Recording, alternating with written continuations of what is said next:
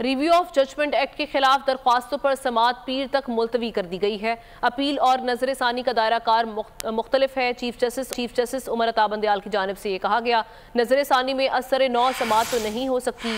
आप आर्टिकल 184(3) में मुतासरीन को दादरसी का ऑप्शन देना चाहते हैं। जज ने ये कहा, हम दादरसी के इस ऑप्शन को वेलकम करते हैं।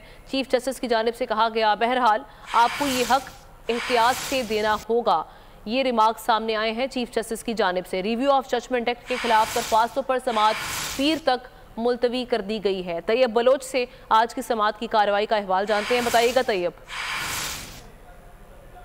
जी, सुप्रीम चीफ जस्टिस बंदयाल की तरफ अपनी बेंच ने जो है वो जजमेंट एंड रिव्यू एक्ट के खिलाफ नजर पर दरखास्तों की समाअत की और दौरान समाअत की अटॉर्नी जनरल ने वफाकी हुकूमत का मौके पेश करते हुए जस्टिफाई करने की कोशिश की कि वफाकी हुकूमत ने जो जजमेंट रिव्यू एक्ट जो पास किया वो आइन और कानून के मुताबिक है। इसके साथ साथ उनका ये कहना था कि इस कानून को पास करने का मकसद यही था कि जो है 184(3) के तहत जो है वो अपील का हक भी दिया जाए और नजरसानी का जो है वो हक भी जो है वो दिया जाए। इस पर चीफ जस्टिस ने कहा कि आप यही चाहते हैं कि 184(3) में जो मुतासरीन हैं उनको नजरसानी का हक मिल जाए। तो इस पर अटॉर्नी जनरल ने कहा कि बिल्कुल यही हमारा मुद्दा और यही हमारा मकसद था और हुकूमत ने इसी वजह से जो है ये तरमीम की। जिस पर चीफ जस्टिस ने कहा कि ये बहुत अच्छी बात है, हम इसको वेलकम करते हैं, लेकिन हमें देखना ये है कि जो कानून पास किया गया वो कानून पास करते हुए जो आईनी और कानूनी तकाजे थे वो भी क्या पूरे किए गए हैं या नहीं किए गए। और दूसरा ये कि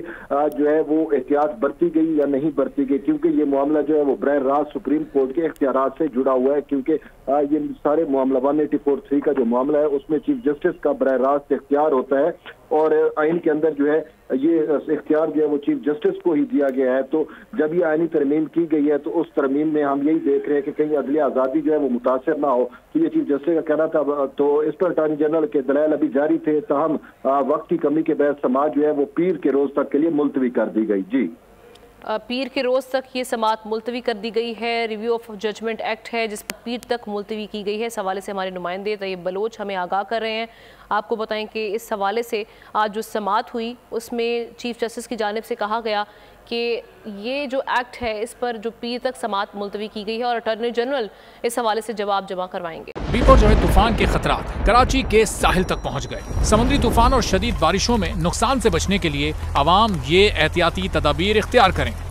दफा 144 पर अमल करें और हरगिज साहिल का रुख न करें।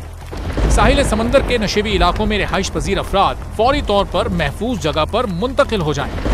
दौरान बारिश और आंधी में गैर जरूरी बाहर निकलने से परहेज करें। तमाम जरूरी अद्वियात प्लास्टिक के बैग में अपने साथ रखें। बिजली के तार और खंभों से दूर रहें और उन्हें हरगिज ना छुएं, ये जानलेवा हो सकती हैं। गाड़ी चलाते हुए एहतियात करें और स्लो ड्राइविंग करें। गाड़ियों और मोटरसाइकिल को बिजली के खंभों के नीचे पार्क मत करें। दरख्तों, साइन बोर्ड और पीएमटी के नीचे खड़े ना हों। जनरेटर या पानी की मोटर को गीला होने से हत्तुल इम्कान बचाएं। सिंध हुकूमत और एनडीएमए की जानिब से अवामी इमदाद के लिए हेल्पलाइन नंबर जारी किए गए हैं। आवाम से गुजारिश है किसी भी इमरजेंसी की सूरत हाल से निपटने के लिए स्क्रीन पर मौजूद इन नंबर्स पर फौरी राब्ता करें। आंधी और तूफान से बचने की दुआ। ए अल्लाह, इसे रहमत बना और इसे अजाब ना बना। ए अल्लाह, इसे नफे वाली हवा बना और नुकसान वाली हवा ना बना।